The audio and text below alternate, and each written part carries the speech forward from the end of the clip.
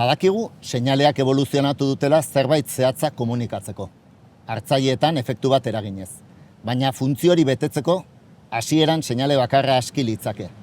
Baina ohikoena justu kontrakoa da. Espezie berak aldi berean seinale bat baino gehiago erakustea. Gure inguruko horma sugandiari berriro erreparatu ezkero ikusiko dugu, aurrez aipatutako arren sabelaldeko koloreaz gain, ozelo urdin ilara bat azaltzen dutela sabelaren bi alboetan.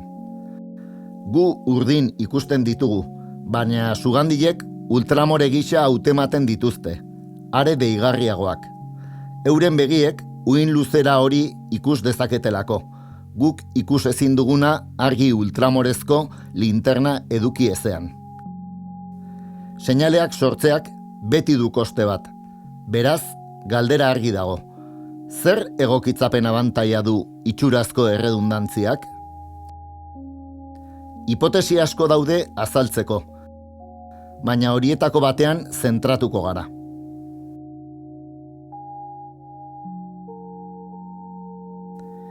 Sugandilek ingurunea baliatzen dute temperatura erregulatzeko.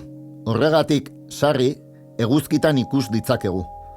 Harri beroen gainean gorputza zapalduz, beroa xurgatuz. Temperatura gehiegi igo ezkero, edo mehatxu batetik ihes egiteko, arrakala, zulo edo landarediaren artean babesten dira. Hala, eremu oso argitsuak zein laiotzak partekatzen dituzte. Eguzkitan, argia uhin luzera guztietan aberatsa da, eta edozein kolorek ondo funtzionatzen du. Aldiz, gune ilun edo urpean, ia ez dago erradiazio gorri edo horirik, baina bai urdin more edo ultramorea.